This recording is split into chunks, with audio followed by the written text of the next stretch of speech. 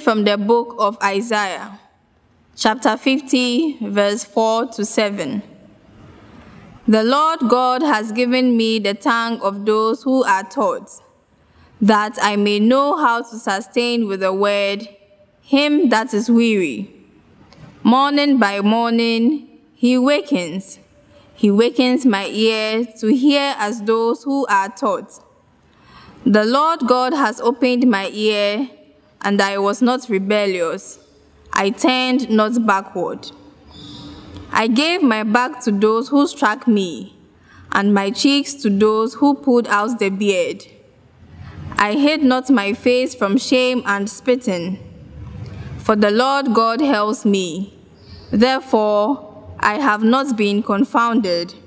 Therefore, I have set my face like a flint, and I know that I shall not be put to shame. The word of the Lord. Thanks be to God. My God, why have you forsaken me? My God, why have you forsaken me? My God, why have you forsaken me? My God, why have you forsaken me? All who see me deride me. They curl their lips, they toss their heads. He trusted in the Lord. Let him save him. Let him release him, for in him he delights. My God, why have you forsaken me? For dogs have surrounded me. A band of the wicked besets me. They tear holes in my hands and my feet.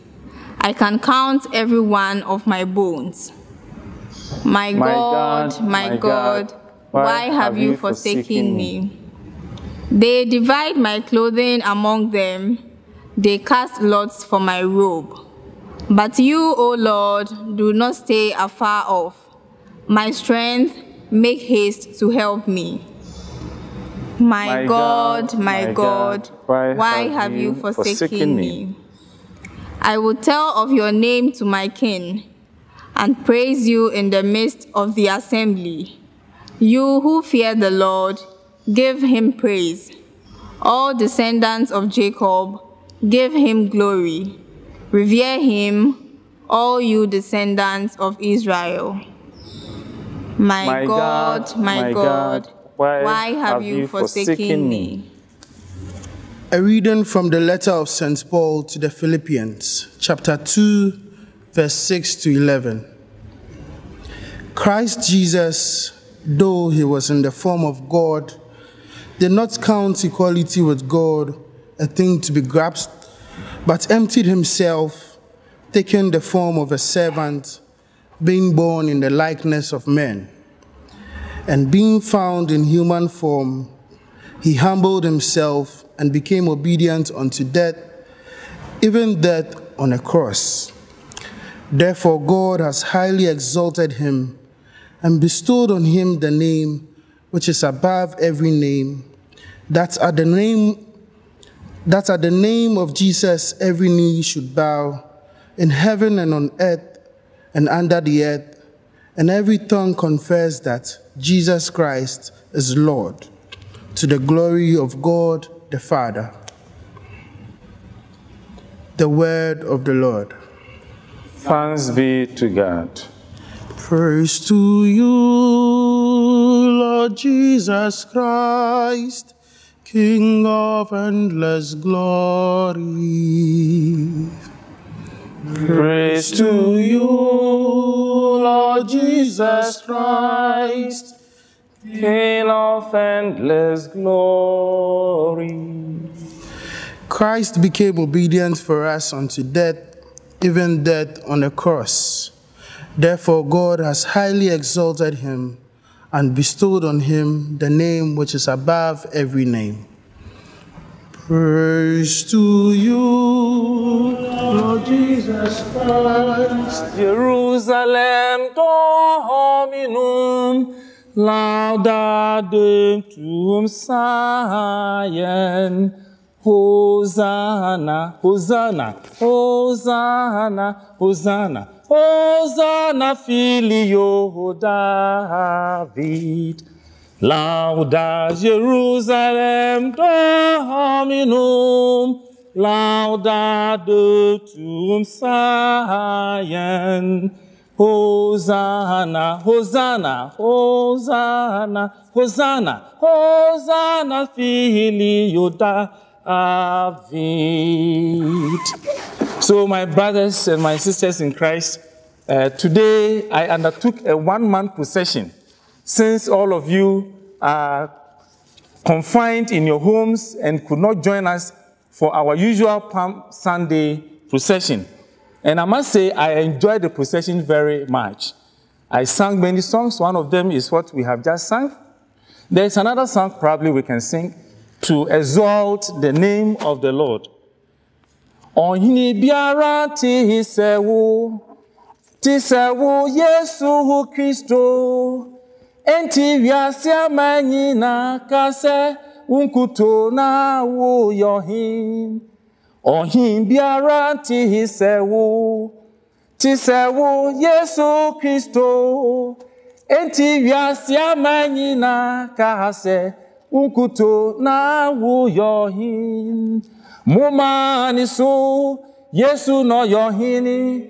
Mumani so Yesu no yohini. Mumani so Yesu no yohini, no yohin ampa. Amen. Oh, today's Palm Sunday or Passion Sunday is extraordinary.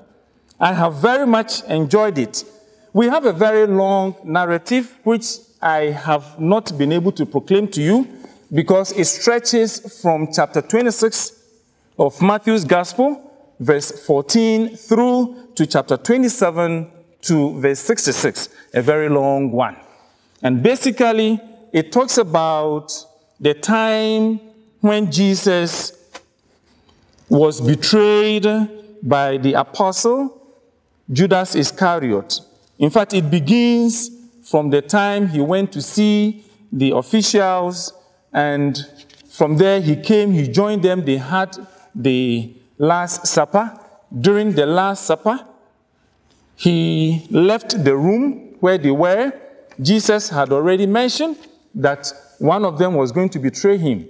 So from the Last Supper, they went to the Garden of Gethsemane, and at the Garden of Gethsemane, just when they were there, Judas Iscariot came and he kissed Jesus, signaling those he had come with to arrest him. And Jesus would inquire whether he was a brigand for them to come with clubs, to arrest him. And so the narrative continues. Jesus was arrested, and they sent him to Caiaphas, who was the high priest. Caiaphas, after listening to him, could not be amused because he felt Jesus was blaspheming for portraying himself as God. And so Caiaphas referred Jesus to Pilate. Pilate was the governor. And so in the morning, Jesus was dragged to Pilate, before Pilate, and Pilate would also ask a series of questions. In fact, Pilate could not accuse him of anything because all the charges they leveled against him were not very serious or unfounded. They could not prove, and it did not constitute a crime according to their law, for which reason, knowing that they were bent on killing him, he washed his hands symbolically to say that, look, I cannot be part of this. And so let the blood of this man be upon you and upon your children. And the people will retort and say that, yes, we take it. Let it be upon us and upon our children. They forced Pilate, and so Pilate released Barnabas for them. And so Barnabas, who was a criminal, was set free, and Jesus, rather, was arrested.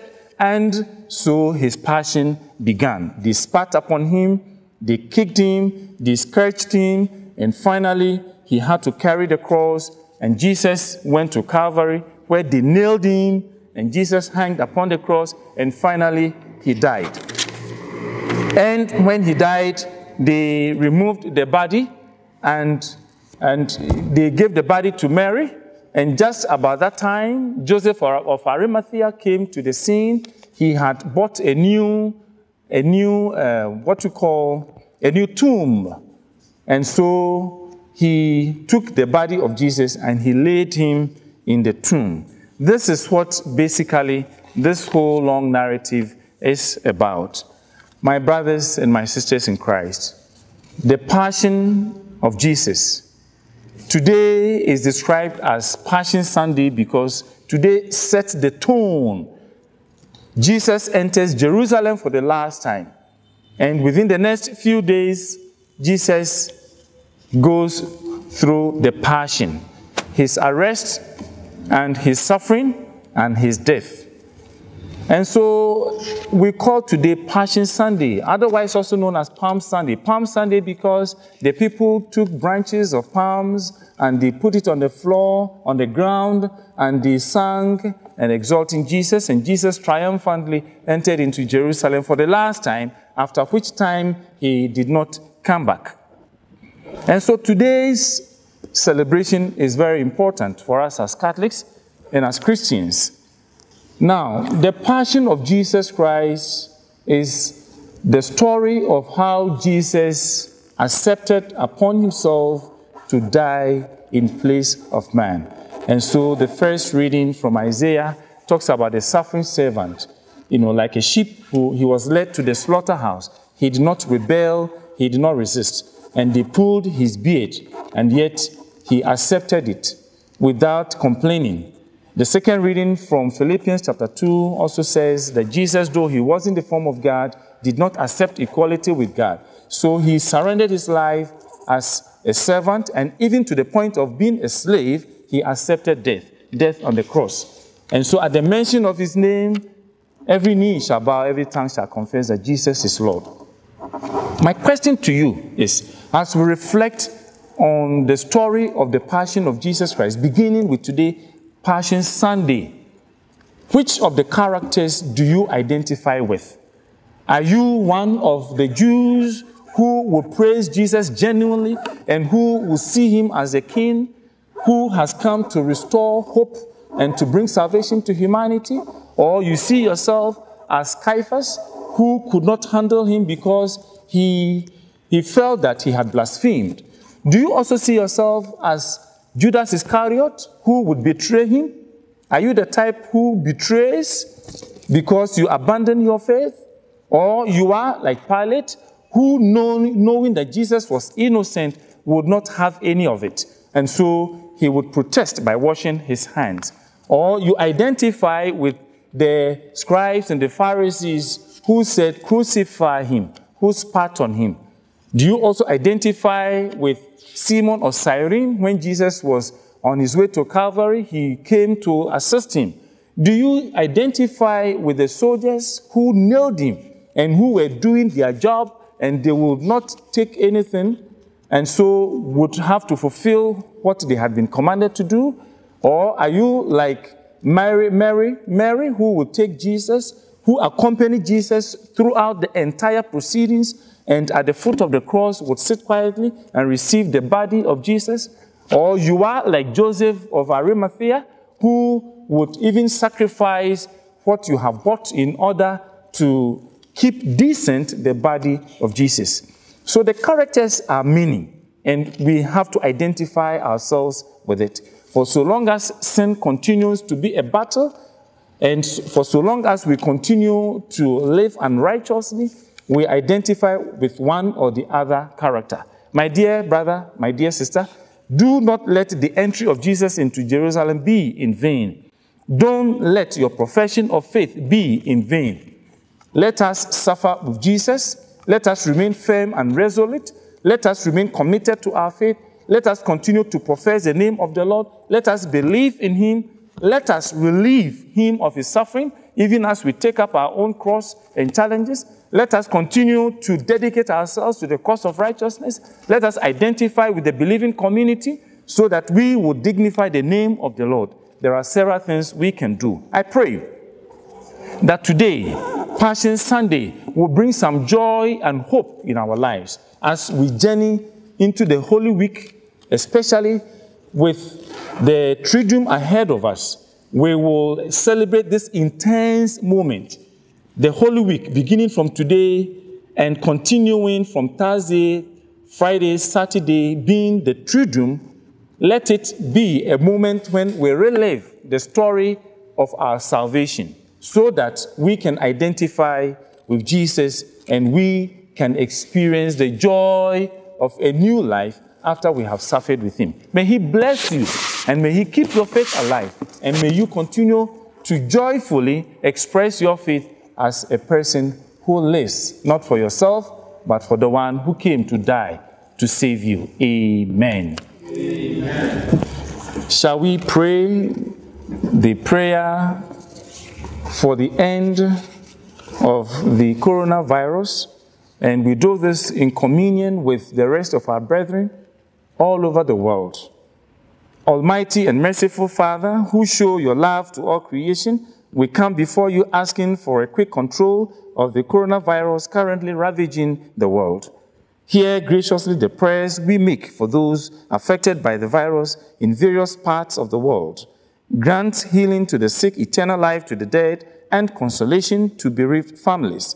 We pray that an effective medicine to combat the sickness be speedily found. We pray for the relevant government and health authorities that they take appropriate steps for the good of the people. Look upon us in your mercy and forgive our failings. We ask this through Christ Jesus, our Lord. Amen. Amen. Speak.